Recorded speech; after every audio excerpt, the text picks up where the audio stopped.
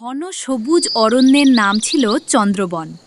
এই বন এতটাই সুন্দর যে ভোরবেলা সূর্যের আলো পাতার ফাঁক দিয়ে পড়লে মনে হতো সোনার ঝর্ণা নামছে। পাখিরা গান গাইতো, হরিণ ছুটে বেড়াতো, বানর ডালে ডালে লাফাতো, সব মিলিয়ে এক শান্ত জীবন। কিন্তু সেই শান্তি বেশি দিন টেকেনি, কারণ চন্দ্র বলে রাজা ছিল এক ভয়ঙ্কর সিংহ। নাম তার মহাবল। মহাবল ছিল অত্যন্ত শক্তিশালী, কিন্তু তার মন ছিল নিষ্ঠুর। প্রতিদিন সে শিকার করত শুধু পেট ভরবার জন্য নয়, ভয়ের রাজত্ব কায়েম করার জন্য। একদিনে সে 5টা হরিণ মারত, পরদিন 3টে বানর, এরপর অকারণেই কাউকে থাবা দিয়ে মেরে ফেলত। একদিন সকালবেলা এই বনের সবাই শুনে রাখো, আজ থেকে প্রতিদিন আমার জন্য একজন করে পশু পাঠাতে হবে, না হলে আমি পুরো বন ধ্বংস করে দেব। মহাবলের এমন কথা শুনে বনের সব পশু কেঁপে উঠল। হরিণ কাঁপল, হাতি মাথা নিচু করল, বানর চিন্তিত হয়ে গেল। সেদিন সন্ধ্যায় বড় বটগাছের নিচে বনের সব পশু জড়ো হলো। আমরা শক্তিতে ওর সঙ্গে পারবো না। প্রতিদিন একজন করে মরতে হবে, এটা কি কোনো ন্যায়? কিন্তু যদি না পাঠাই তাহলে সবাই মরব। ঠিক তখনই ছোট্ট একটা কণ্ঠ ভেসে এলো। আমি কি কিছু বলতে পারি? সবাই অবাক হয়ে গেল। ছোট্ট সাদা খরগোশ, নাম তার চিন্টু। তুমি এত ছোট, তুমি কি করবে? খরগোশ চিন্টু শান্তভাবে বলল, শক্তি দিয়ে নয়, বুদ্ধি দিয়ে বড়কে হারানো যায়। খরগোশ চিন্টুর এমন কথা শুনে বনের সবাই চুপ হয়ে গেল। পরদিন ঠিক হলো, আজ সিংহের কাছে যাবে খরগোশ। হাতি কাঁদতে কাঁদতে বলল, তুমি তো নিশ্চিত মরবে ভাই। মৃত্যুর ভয় থাকলে বাঁচার উপায় আসে না হাতি ভাই। এই কথা বলে সে ধীরে ধীরে সিংহের গুহার দিকে রওনা হলো। কিন্তু সে ইচ্ছে করে দেরি করে হাঁটতে লাগলো, আর মনে মনে ভাবতে লাগলো কিভাবে সিংহের হাত থেকে বনের সব পশুদের রক্ষা করবে। এইভাবে যদি সিংহ নিজের ক্ষমতা দেখিয়ে সকলকে খেয়ে ফেলে, তাহলে বনের সব পশু মারা পড়বে। আমাকে কিছু একটা করতেই হবে। ঠিক তখনই সে জলের মধ্যে তার নিজের ছায়া দেখতে পেল। আরে, এটা তো দেখছি আমার ছায়া।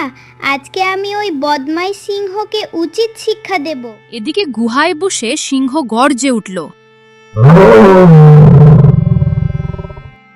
এত দেরি কেন? আমাকে কি অপেক্ষা করানো হচ্ছে? ঠিক তখন খরগোশ এসে হাঁপাতে হাঁপাতে বলল, মহারাজ, আমি তো একা আসছিলাম না। মানে? পথে আরেক সিংহ আমাকে আটকালো। আরেক সিংহ এই বনে? হ্যাঁ মহারাজ, সে বলল এই বন তার, আপনি নাকি ভুয়া রাজা। খরগোশের কথা শুনে সিংহ খরগোশ তাকে নিয়ে গেল সেই নদীর কাছে। ওই দেখুন মহারাজ, নিচে। সিংহ নদীর মধ্যে তাকালো। সে তার ছায়া দেখতে পেল। ওই তো শত্রু। এই বলে সিংহ এক লাফে ঝাঁপ দিল নদী। ভারী দেহ, গভীর জল। সিংহ জলের মধ্যে ডুবে গেল। বনের উপর থেকে ভয়ের ছায়া সরে গেল। সব পশু দৌড়ে এলো। হাতি খরগোশকে মাথায় তুলে বলল, আজ থেকে তুমি আমাদের নেতা। আমি নেতা নই, আমি শুধু মনে করিয়ে দিলাম, বুদ্ধি শক্তি চেয়েও বড়। কয়েকদিন পর বনের দক্ষিণ দিক থেকে অদ্ভুত গর্জন শোনা গেল। এই গর্জন শুনে বনের সব পশু চিন্তিত হয়ে পড়ল। এই গর্জন, এটা সিংহের নয়। ঠিক তখনই একটা বান্দর দৌড়ে আসে। বিপদ, বড় বিপদ। কি হলো বান্দর ভাই, তুমি এত হাঁপাচ্ছ কেন? কালো পাহাড়ের দিক থেকে একদল নেকড়ে আসছে। ওদের নেতা খুব চতুর। বুদ্ধির জায়গায় আবার আসছে শক্তি। আলোচনা শেষ করে যখন বনের সব পশু বাড়ি ফিরছিল তখন নেকড়ের দল তাদের পথ আটকায়। নেকড়েদের নেতা ছিল কালাচাঁদ। সে ছিল খুব ধূর্ত। এই বন এখন রাজাহীন, আমরাই শাসন করব। রাজা শক্তি দিয়ে নয়, বিশ্বাস দিয়ে তৈরি হয়। ছোট্ট খরগোশ, তোমার বুদ্ধির গল্প শুনেছি, চলো একটা খেলা খেলি। কালাচাঁদ খরগোশকে একটি শর্ত দিল।